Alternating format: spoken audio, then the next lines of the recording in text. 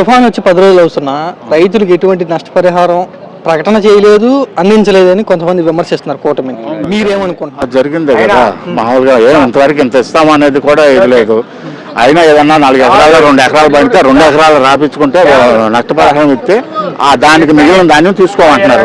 మరి ఏమైంది అర్థం కావట్లేదు మాకు. ప్రభుత్వం మరి ఏం చేస్తారో ఏంటో. ఇప్పుడు ప్రకటన చేయలేదంటారు అంటే దేనికోసం అంటే ఇట్లా చెప్తున్నారు కదా, రాసుకున్నట్టుకి మేము ఇవ్వని అట్లా కొన్నాళ్ళు ఆపితే ఎవరు నమోదు చేయలేరు, ఆ డబ్బులు మిగులుతాయి అనుకుంటున్నారు అనుకుంటున్నాను నేను. గత జగన్ ప్రభుత్వంలో ఎలా జరిగిందా? లేదు, మొత్తం పడిపోయిన మొత్తం ఇచ్చేసారు.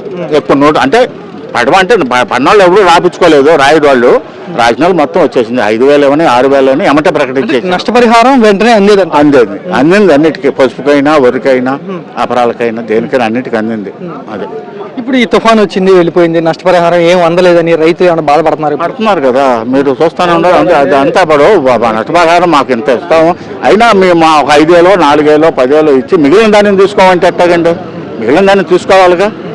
ఇప్పుడు నష్టం వచ్చి 40 బస్తాలు పడుతుంది, నష్టం వచ్చింది సగం పోయినా సగం ఉంటాయి కదా, ఆ సగం తీసుకోవాలి కదా. మేము తీసుకోమంటున్నారు. ఇప్పుడు రాపిస్తే నష్టపరిహారం తీసుకుంటే మేము ధాన్యం తీసుకోమంటున్నారు. ఎవరైనా ఎట్లా నమ్ముకోండి, ఏమైనా చేసుకోండి.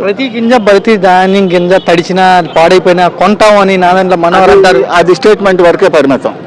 ఇప్పుడు ఏమి లేదు. అది చెబుతున్నారు కదండి, అప్పుడు అధికారులు చెబుతున్నారు కదా, మేము తీసుకోము చెప్పమన్నారు, చెబుతున్నాం. రైతుల్లో తేడా ఏం చర్చించుకుంటున్నారు? జగన్ గురించి ఏమంటున్నారు, చంద్రబాబు గారి గురించి ఏమంటున్నారు? అవును, జగన్ ప్రభుత్వం బాగుందనే కదా జనం చెప్పుకునేది.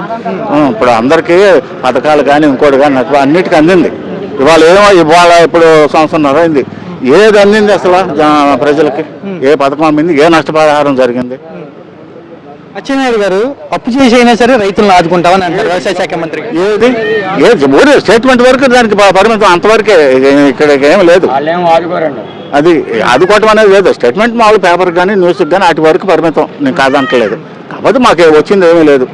సరే, జగన్మోహన్ రెడ్డి వచ్చి ఇప్పుడు రైతుల తరపున మాట్లాడితే ప్రభుత్వం ఏమైనా కదిలే అవకాశం ఉందా? ప్రభుత్వం ఇప్పుడు అంటే మరి ఎట్లా కలుగుతుంది కదా, సీట్లు ప్రకటన చేస్తారా? అది కాదు, రైతులకు సంబంధించి ప్రకటన చేస్తారా జగన్మోహన్ రెడ్డి మీ తరపున మాట్లాడితే? మాట్లాడతాం మేము, ఎందుకు అందుకే కదా వచ్చుకోవడం, ప్రకటన చేస్తాం. జగన్మోహన్ రెడ్డి గారు వచ్చి రైతులు నష్టపోయారు ఆదుకోండి అని చంద్రబాబు నాయుడు డిమాండ్ చేస్తే చంద్రబాబు గారు కదిలి రైతులకు సంబంధించి ఏమైనా నిర్ణయం తీసుకుంటారు? తీసుకోరు. ఆయన మా మైండ్లోకి వచ్చేది లేదు అంతవరకే, కానీ అలాంటిది ఏం జరగదు. లేదా ఈ బాడీ ప్రకటించాలి, 5,000 10,000 లేకపోతే 4,000 ప్రకటించాలి. ఇంతవరకు ఏమీ లేదు. అన్నదారు సుఖీభావ కింద మీకు ఎంత అందిందండి? మాకు 7,000 ఎంతో వచ్చిందండి. ఇంతవరకు రాలేదు, మునిపోత రావటమే. 2,000 సెంట్రల్ గవర్నమెంట్ గాను, 5,000 ఇది మా ఒక తడవ వచ్చింది ఇప్పటికి.